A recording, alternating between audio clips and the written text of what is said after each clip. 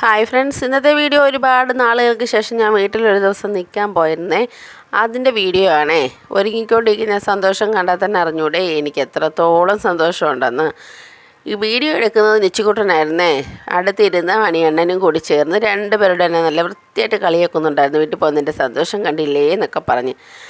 അങ്ങനെ നമ്മൾ വീട്ടിലെത്തിയപ്പോൾ അവിടെ രമ്യയും കുഞ്ഞാണ്ണനും ഒന്നും ഇല്ലായിരുന്നു. അമ്മയും മക്കളേ ഉള്ളായിരുന്നേ. പിന്നെ അമ്മയോട് പറയുമായിരുന്നു മണിയെണ്ണ വന്നില്ലെന്നൊക്കെ പറഞ്ഞ് പറ്റിക്കുമായിരുന്നേ. പിന്നെ കുറേ കഴിഞ്ഞപ്പോഴത്തേക്കും രമ്യയൊക്കെ വന്നവർ സാധനങ്ങളൊക്കെ മേടിക്കാനായിട്ട് പോയിരിക്കുമായിരുന്നേ. പിന്നെ നാളത്തേക്കുള്ള പച്ചക്കറികളും കാര്യങ്ങളും ഒക്കെ അരിഞ്ഞു വെക്കുമായിരുന്നു. നമുക്കവിടെ ഉത്സവമായിരുന്നേ. നമ്മുടെ അക്കരക്കരയ്ക്കാണ് മുളച്ചന്തര ദേവീക്ഷേത്രം. അവിടുത്തെ ഉത്സവമായിരുന്നു. അതിന് വേണ്ടിയിട്ടാണ് ഞാൻ പോയത്.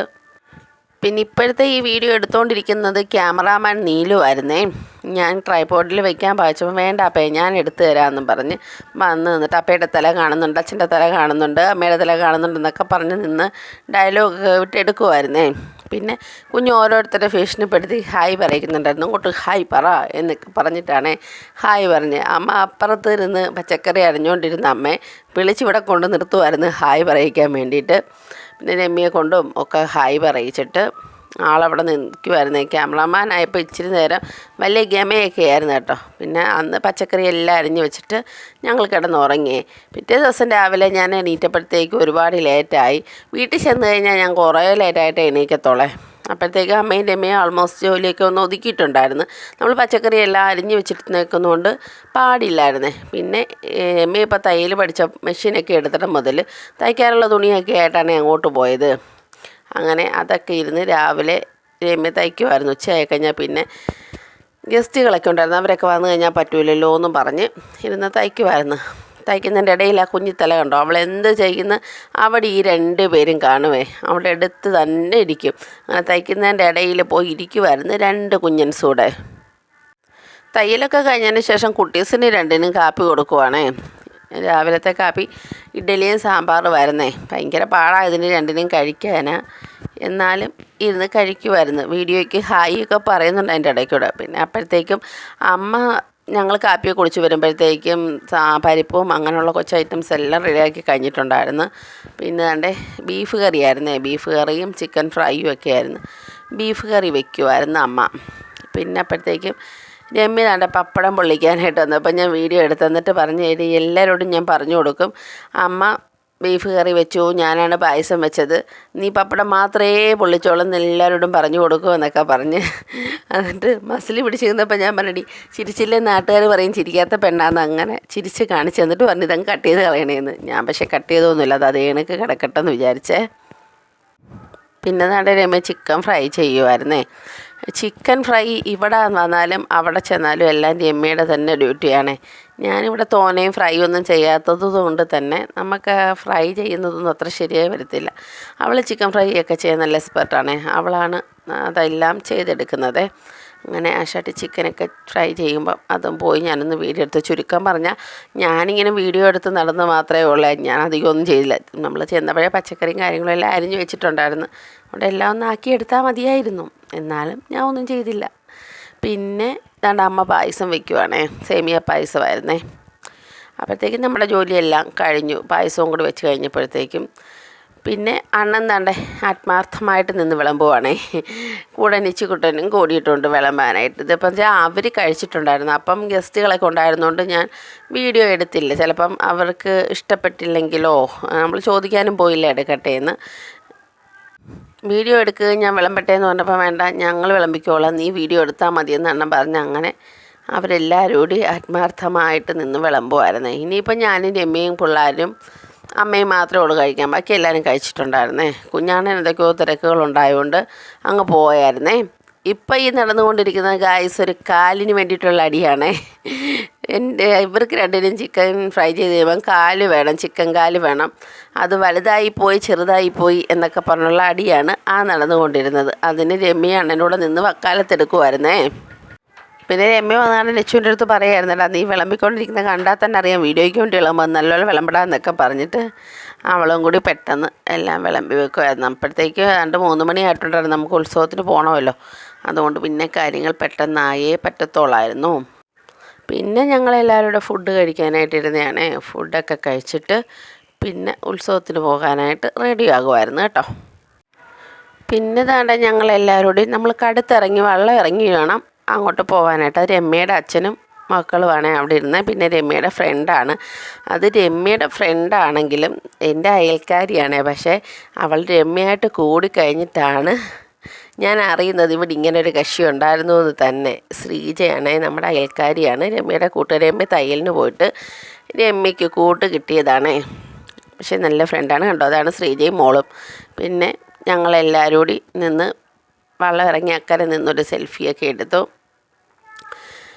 സെൽഫി എടുപ്പ് നമുക്ക് എവിടെ ചെന്നാലും പതിവാണല്ലോ. എന്നിട്ട് നിച്ചുക്കുട്ടനൊക്കെ നേരത്തെ അങ്ങ് പോയിട്ടുണ്ടായിരുന്നു. നിച്ചുക്കുട്ടനും മാമനോടൊക്കെ നേരത്തെ അങ്ങ് പോയിട്ടുണ്ടായിരുന്നു. മണിയണ്ണൻ പിന്നെ ഉച്ചയ്ക്ക് വന്ന് ചോറിട്ടിട്ട് അങ്ങ് പോയിട്ട് പിന്നെ വൈകുന്നേരമാണ് വന്നത്. ഞങ്ങൾ അമ്പലത്തിൽ എത്തിയപ്പോഴത്തേക്കും കെട്ടുകാഴ്ചയൊക്കെ തുടങ്ങിയിട്ടുണ്ടായിരുന്നു. ഇവിടെ ആന 2 ദേവിമാരാണ്. അവിടെ 2 ദേവിമാരുടെയും തിടമ്പേറ്റാനായിട്ട് 2 ആനകളുണ്ട്. ആ തിടമ്പേറ്റുന്നതിനുള്ള പൂജകളും കാര്യങ്ങളും ഒക്കെയാണ് നടക്കുന്നത്. തിടമ്പേറ്റുന്നതും ഒക്കെ കണ്ട് നിൽക്കാൻ നല്ല ഭംഗിയാണ് കേട്ടോ. അതുകൊണ്ടാണ് ഞാനത് മ്യൂസിക് ഇടാത്തത്. അങ്ങ് പറഞ്ഞു തരാമെന്ന് വിചാരിച്ചത്. ഇങ്ങനെ തിടമ്പേറ്റാൻ നേരം ആനകൾ ഇരുന്ന് കൊടുക്കും. ഇരുന്ന് ആ തിടമ്പ് വാങ്ങി കൊണ്ടുപോകും. നല്ല കാഴ്ചയാണത് കാണാൻ. കണ്ണിന് കുളിർമയേകുന്ന കാഴ്ച. ഇനിയുള്ള കാഴ്ചകൾ നിങ്ങൾ കണ്ടിട്ട് വരൂ.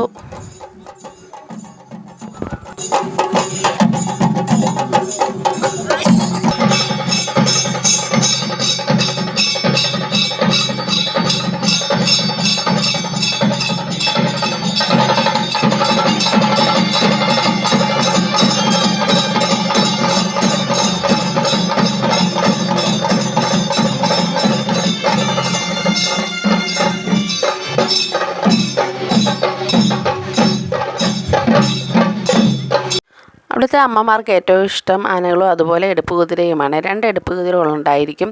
ഓരോ കരക്കാരും ഓരോ ചട്ടം അങ്ങനെയാണ് എടുക്കുന്നത്. നമ്മുടെ ശിങ്കാരപ്പള്ളി കരക്കാർക്കുമുണ്ട് ഒരു ചട്ടം. ഞങ്ങൾ ചെന്നപ്പോഴത്തേക്കും കുതിരയെടുപ്പൊക്കെ തുടങ്ങിയിട്ടുണ്ടായിരുന്നു. പിന്നെ നിച്ചുക്കുട്ടൻ നേരത്തെ പോയി ഇതിൻ്റെയൊക്കെ വീഡിയോസ് എടുത്ത് വെച്ചിരുന്നതാണ്. ബാക്കി ഭാഗങ്ങൾ ഇനി നിങ്ങളൊന്ന് കണ്ട് ആസ്വദിക്കൂ.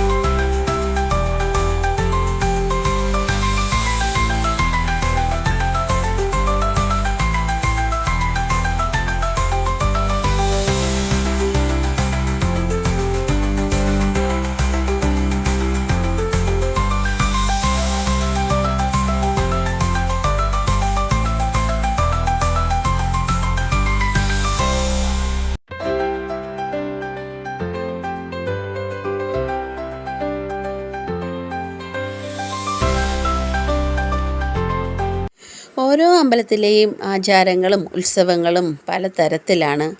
അതുപോലെ കെട്ടുകാഴ്ചകളും വ്യത്യസ്തമാണ്. അതുകൊണ്ടാണ് ഞാൻ എല്ലാം ഈ വീഡിയോകളിൽ ഉൾപ്പെടുത്താൻ ശ്രമിക്കുന്നത്. ഇന്നത്തെ വീഡിയോ ഇവിടെ അവസാനിപ്പിക്കുമ്പോൾ നമ്മുടെ ഉത്സവ വിശേഷങ്ങൾ ഇനിയും തുടരുന്നതാണ്. അതുപോലെ തന്നെ നമ്മുടെ അടുക്കള വിശേഷങ്ങളും വീട്ടുവിശേഷങ്ങളും എല്ലാം ഇനിയും തുടരുന്നതാണ്.